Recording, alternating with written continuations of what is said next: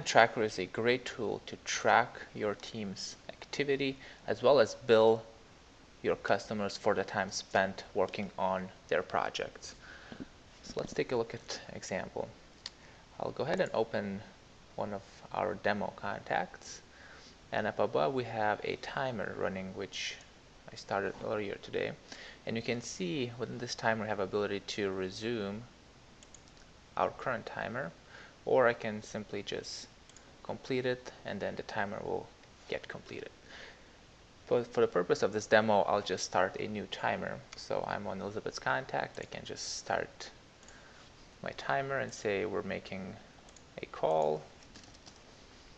Let's see, follow-up, left voicemail, and by putting the information in this pop-up, once you hit complete, it will then create an activity and link to Elizabeth's contact as well as add that information as comments. So hit complete and the record has been created, and if I refresh my contact, I can see that we have a comment that was just made 4 seconds ago, which was created from this pop-up. So let's start another one just to show you how easy it is to switch between the views and different timers.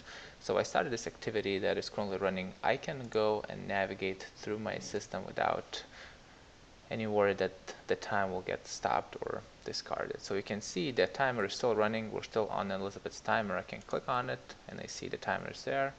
Click to hide it, and then again if I go anywhere else in the system, the timer is always running and available for you to open, put in notes, save, etc. Say if I wanted to switch to another timer, for example, if a person from this organization called, I can just simply hit this play button. What will that do is stop the current timer that I had. You can see it right here. It stopped at 35 seconds and then restarted my timer, the one I just clicked on. So basically you can easily switch between the timers so your customers are billed accurately. So now let's take a look at another example. If I go to my tickets and say open one, go to this one, and then again the timer pops up. This is running for Elizabeth right now. Say if I need to do some support on this certain ticket, I'll just hit start timer for spam filter. That's the ticket title. It starts and say we'll do consulting. Again, let's do a call. We put in notes, and then you have ability to change the start. This is the start time as well as the end time as you're working on that ticket. And the duration will automatically update. Next, you have ability to post a comment or not. There's a setting which allows you to automatically post comments, but this is a trigger where you can undo it. You can stop and pause the timers as well. So we're just going to go ahead and complete this for testing purposes.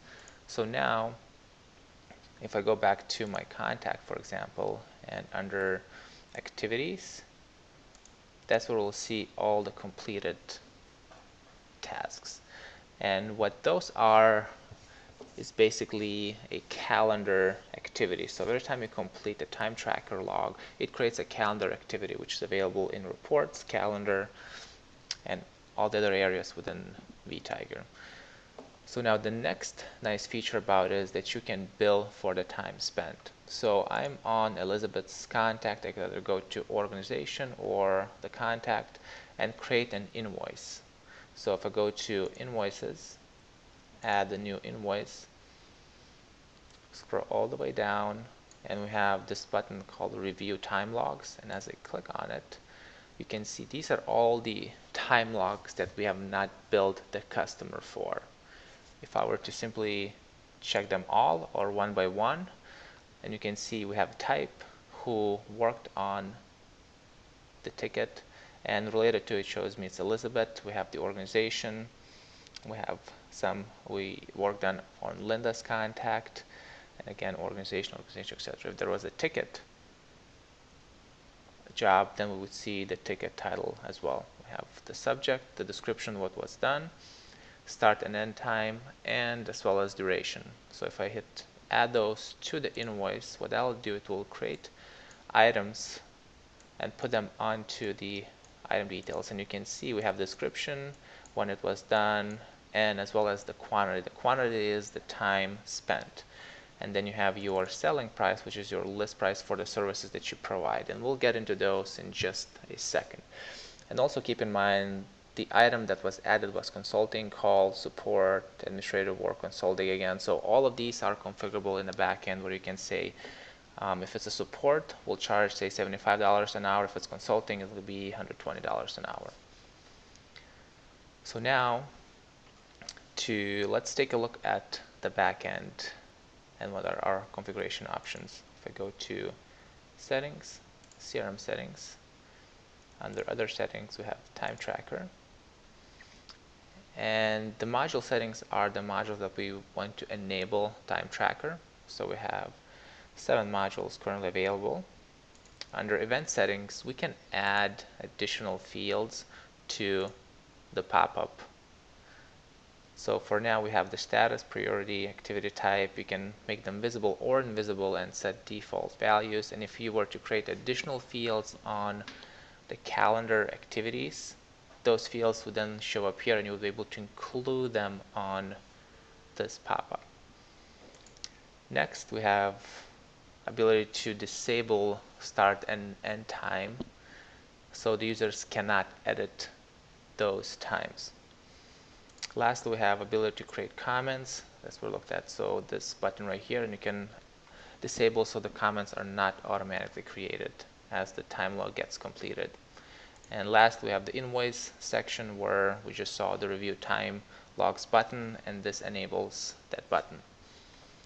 So now, how to create activity types and service types so those show up on the invoice and are billed properly. So the very first thing that we need to do is, so I'll go back to this demo record just to show you.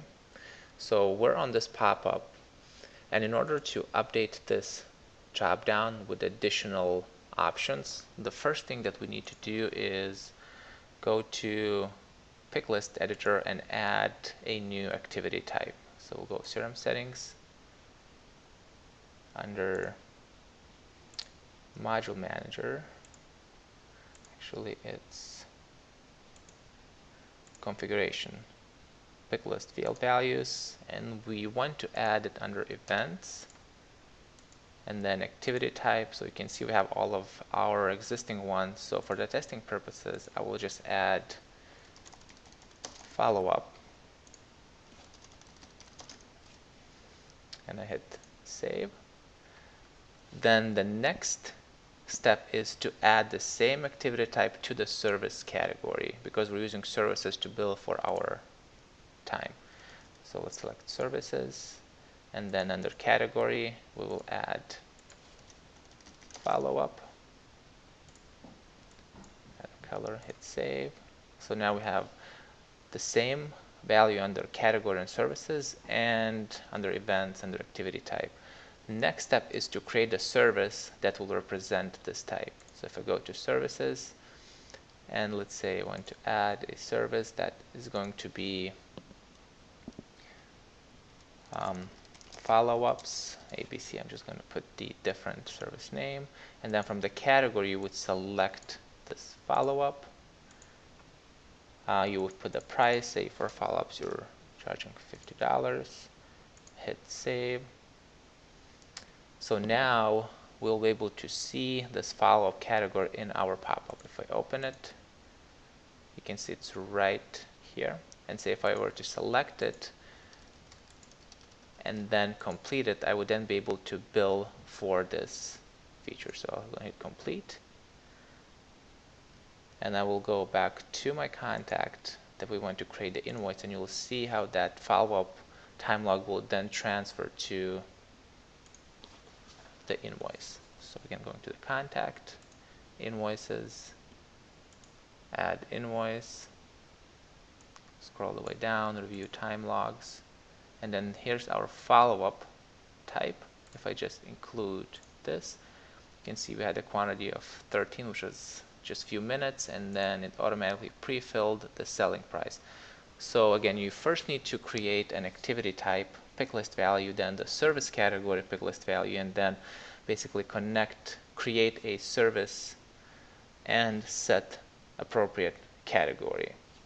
And say if we wanted to see all the time logs in general, we would just go to our calendar, and then under calendar we have a list view button, and these are all the activities that have recently been created. And that's it for the time tracker demo.